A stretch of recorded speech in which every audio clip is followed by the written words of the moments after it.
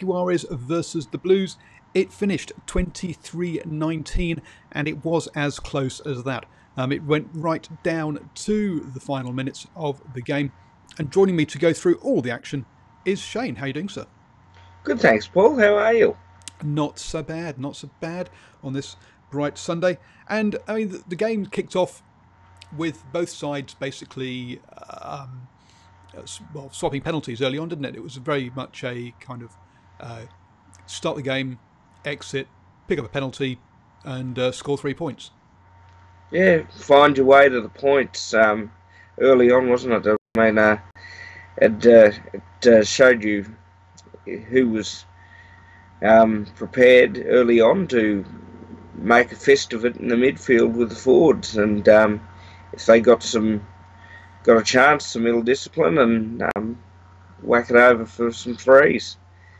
So that took us to 3-6 within the first sort of 10 minutes, and that's how it kind of. So it took us a good, pretty much 10 minutes before we actually got a sustained bit of play with a bit of sort of like a couple of turnovers here and a kick here and a line out and all that kind of stuff. And when we did, the kind of the Blues were going. It was interesting. Both sides were clearing, and they were both clearing to touch. Neither side really wanted to keep the ball in play at that stage of the game. Didn't want to be given the opportunity for counter-attacks from two very dangerous back threes.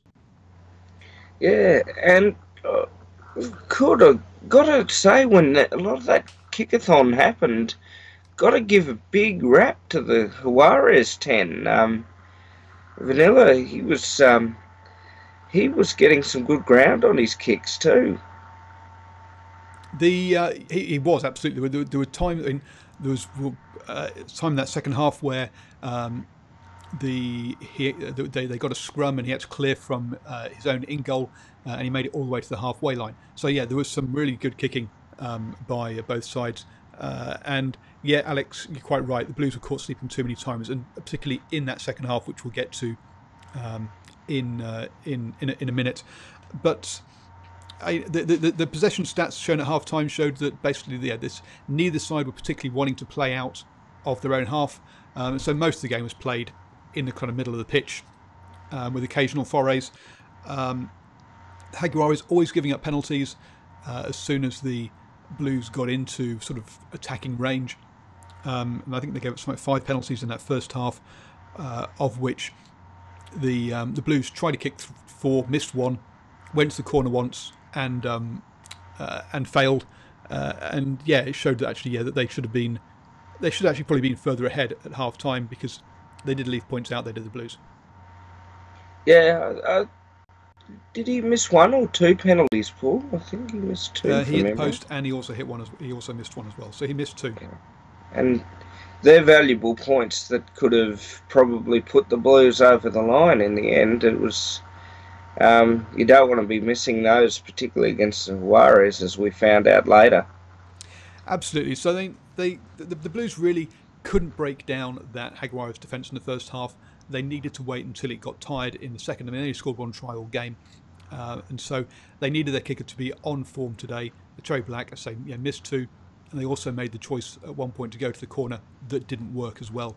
One of the comments that was made in the second half by the commentators was, this doesn't look like a team that's been in camp for 2 months together. It looks like a team that's met midweek, and you kind of feel that from the Blues.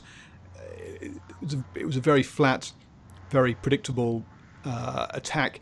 Not asking many questions. Not with a great variety of options for them.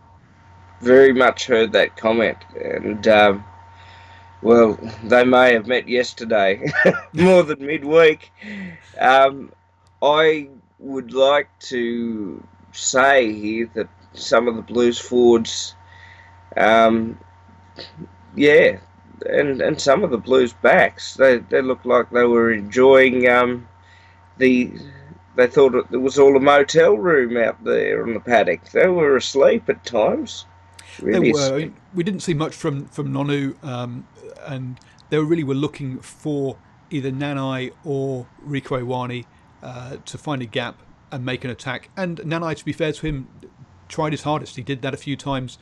They did have a couple of breaks in that first half, but both times those breaks didn't lead to anything.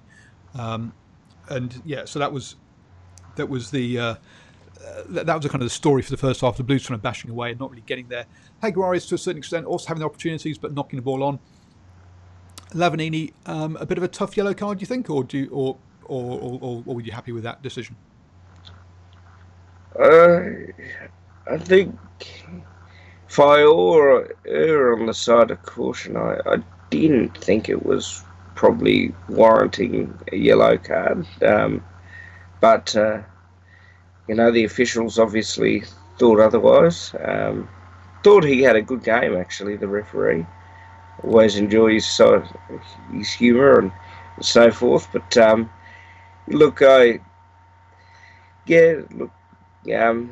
are those 50-50 calls that you've got to make, don't you? Yeah, so for those who didn't see it, the ball carrier carried hard in, got tackled.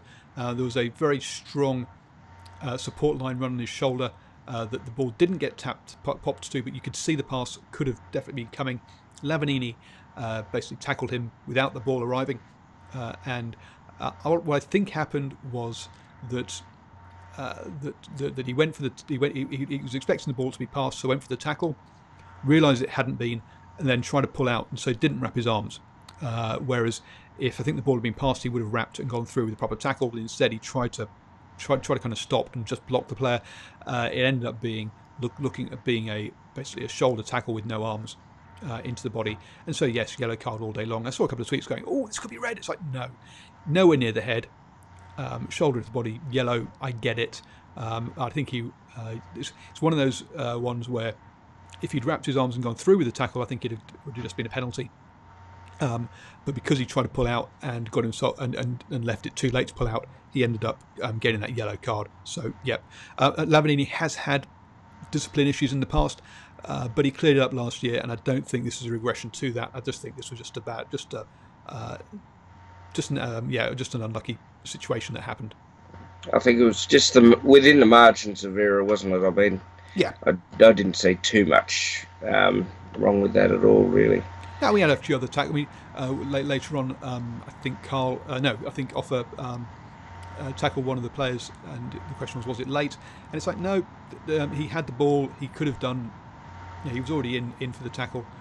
No big deal. So I think the referees generally had a good game, and I can understand why he made that decision. But yeah, it was one of those borderline ones, and not an indication that Lavanini has regressed any kind of way. I don't think. Then we had a wonderful piece of heads-up play by the Jaguares. There's an injured player down, so everyone sort of stopped at a penalty. So everyone stops waiting for that to get dealt with, thinking that basically the Jaguares are going to kick to the corner and do a line-out maul. So the Blues effectively switch off.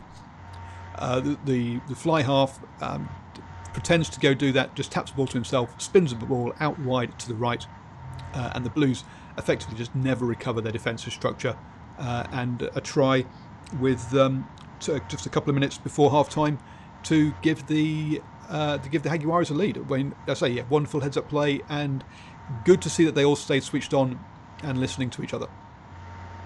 Well, I think the Blues found their Trivago moment, as I mentioned before, with the motels room right on the paddock, because they went to sleep with that one.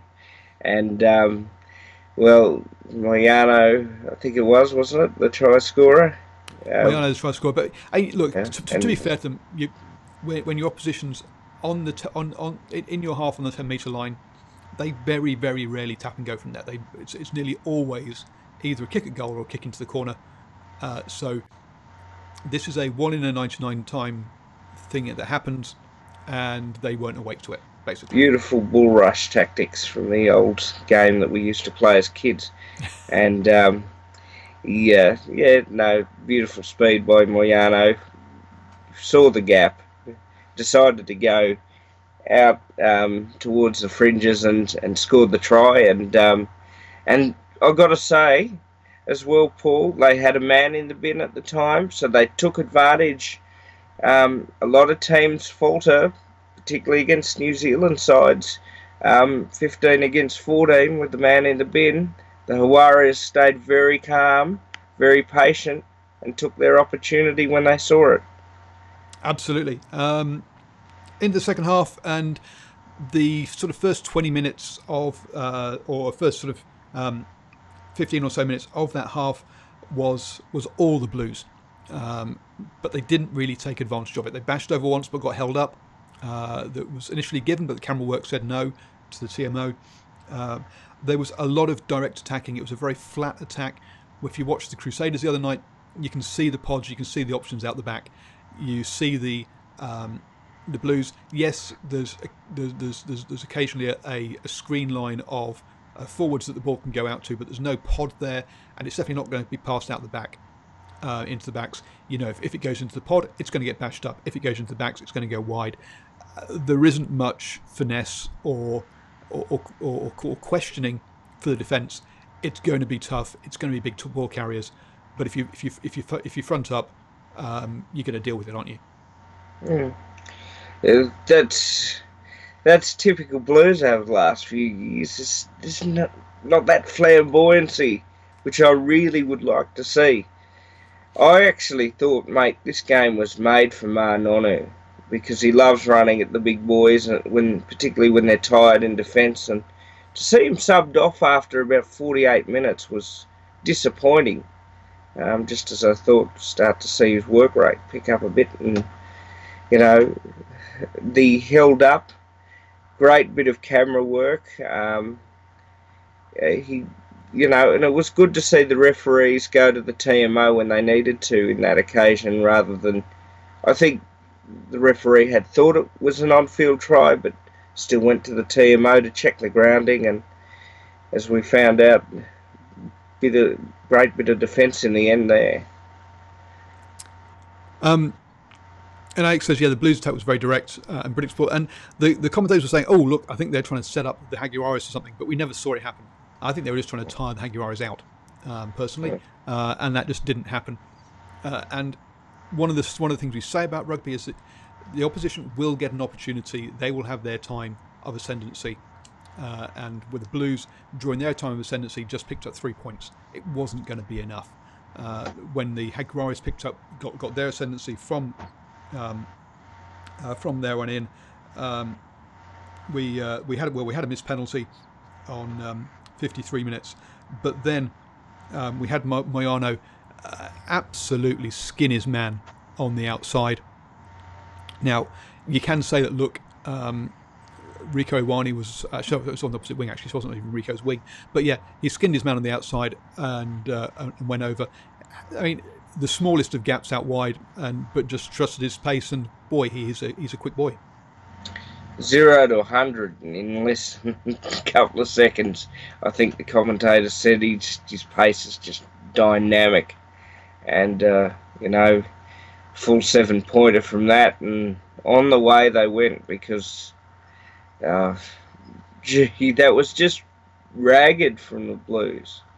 They shouldn't be conceding tries like that. They should be keeping those gaps really tight and tightening up there. And well, Moyano goes in for his double.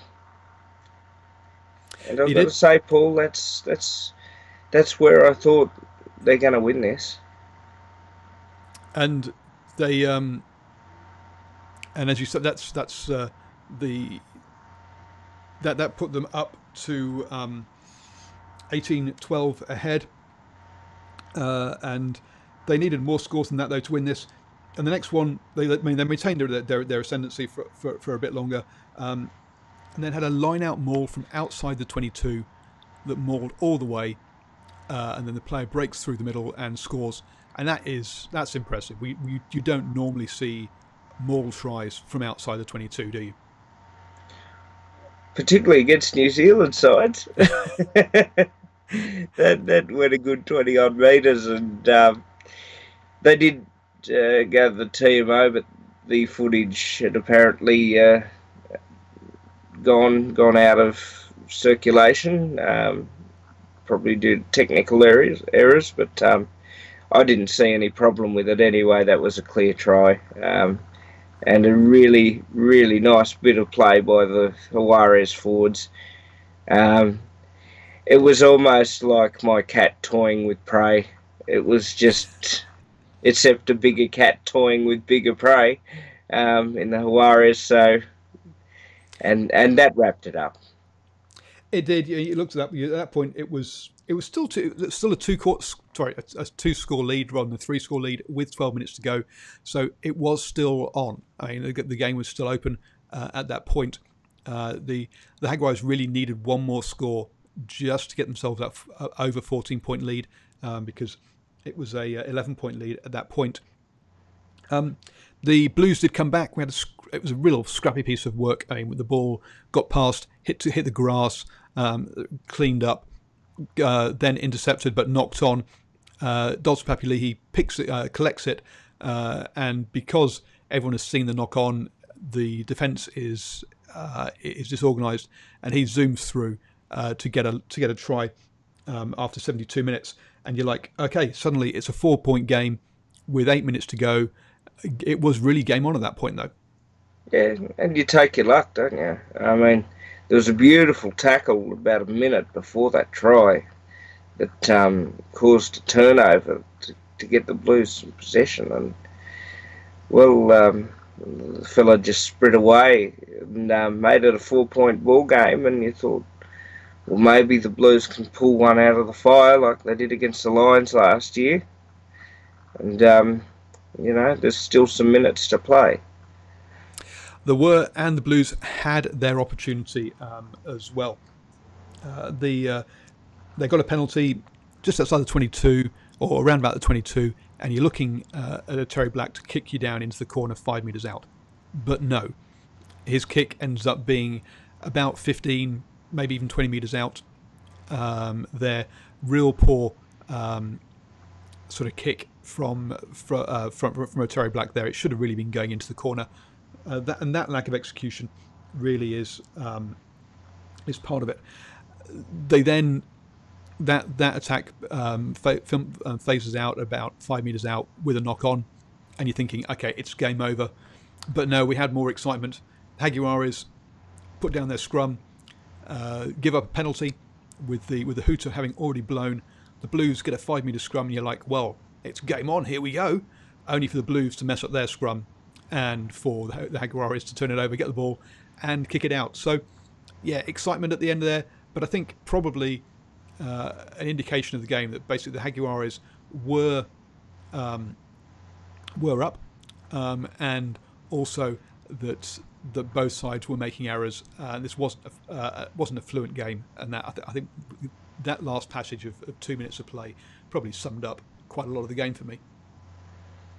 Yeah, frustration for Leon McDonald and his coaching staff.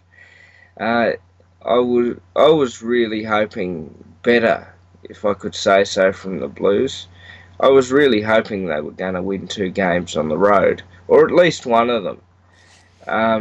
This was probably a very winnable game for them.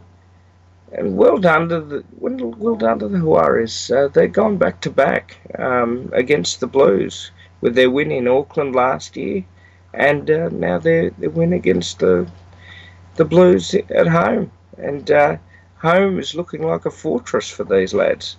And they've gone back to. They've also got 2 wins by beating the Bulls last weekend. Sure, they lost to the Lions in the opening weekend, but with the Lions losing this weekend to the Bulls, it's all interesting in the South African Conference. I've not checked out the table, but we had 2 upset wins overnight. We only had 1 scrum in the first half, and then we had 9 scrums in the second half. So a very different game in the second half. Lots more knock-ons that got blown up.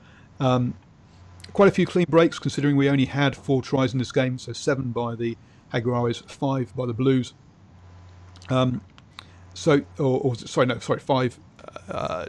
in this game. But yeah, there were clean breaks there.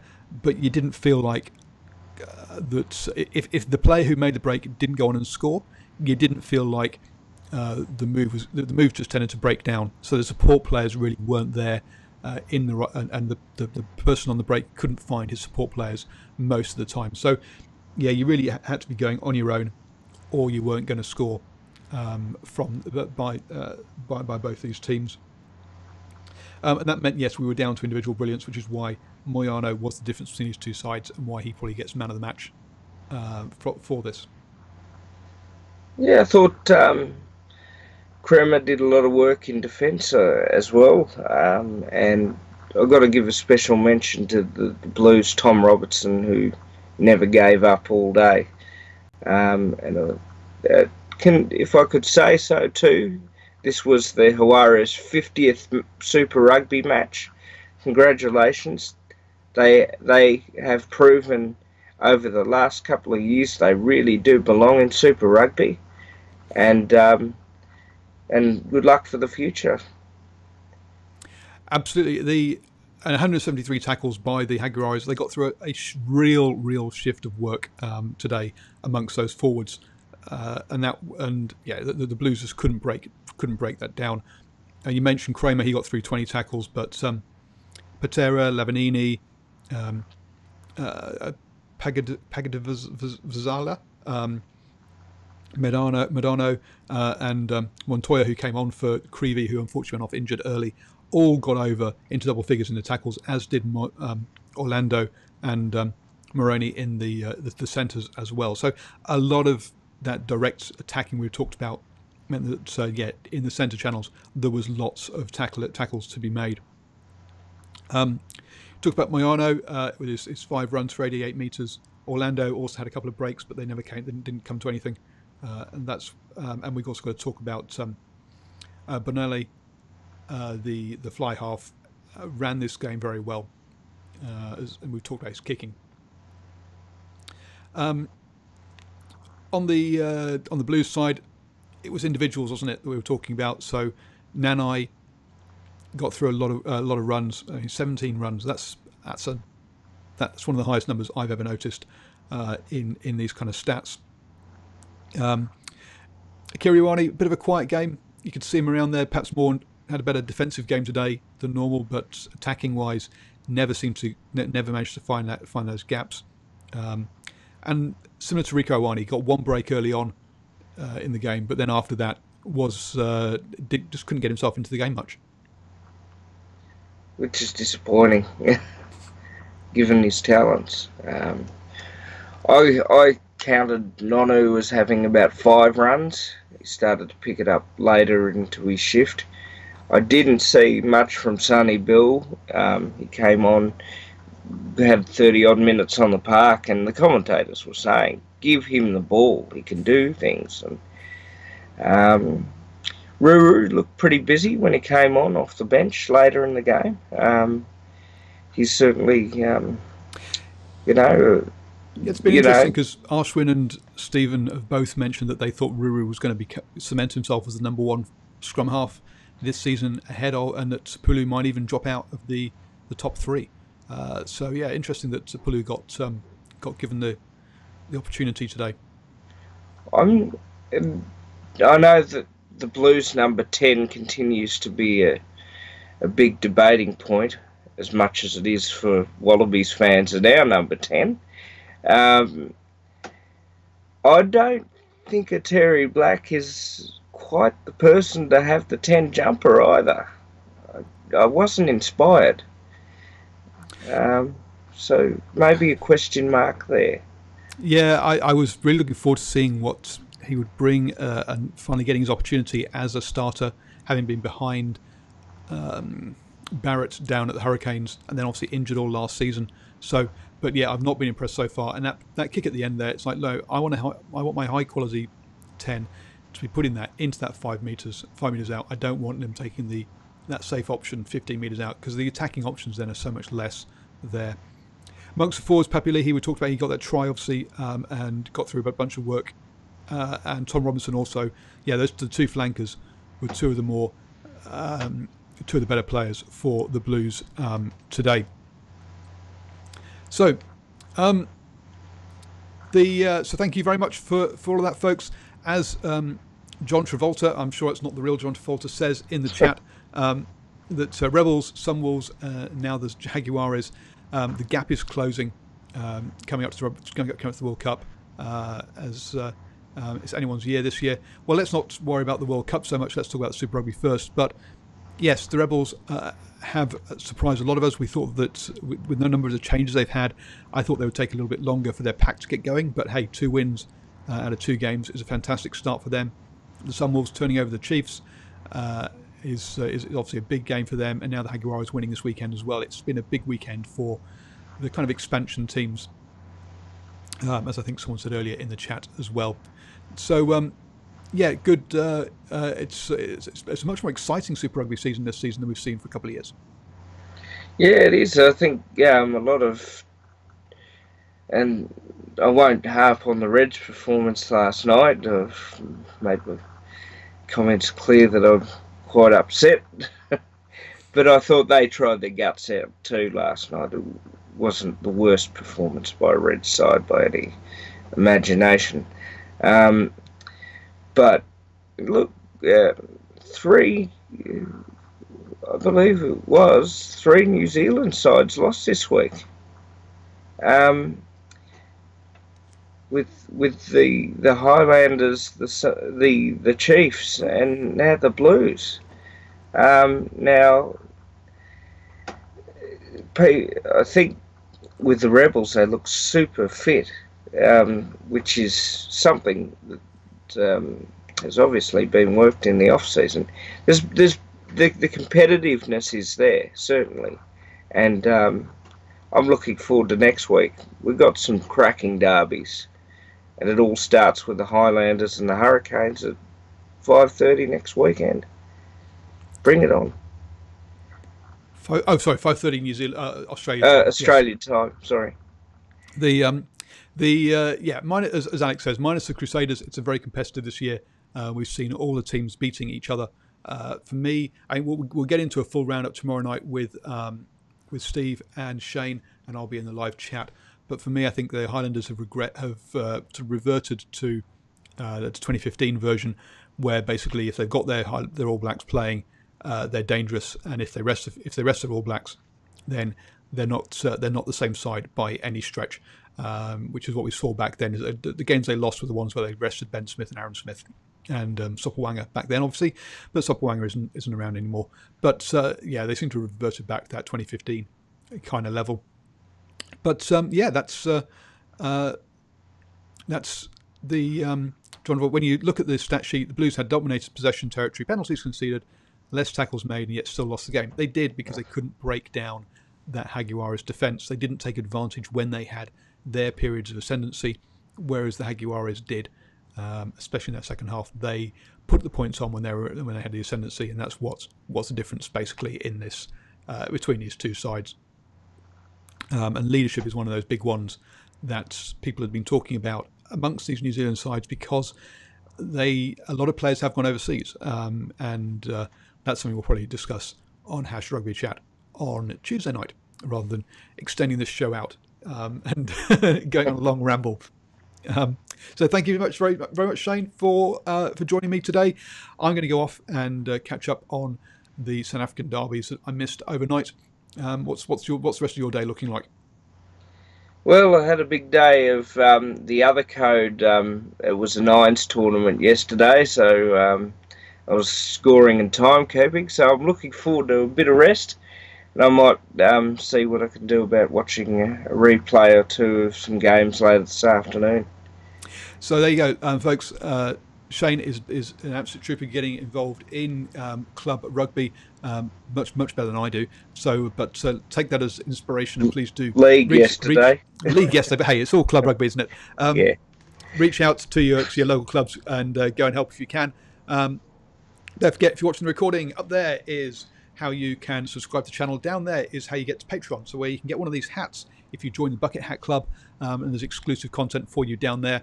And over there, there will be 2 videos that the YouTube algorithm says you will absolutely adore. Goodbye.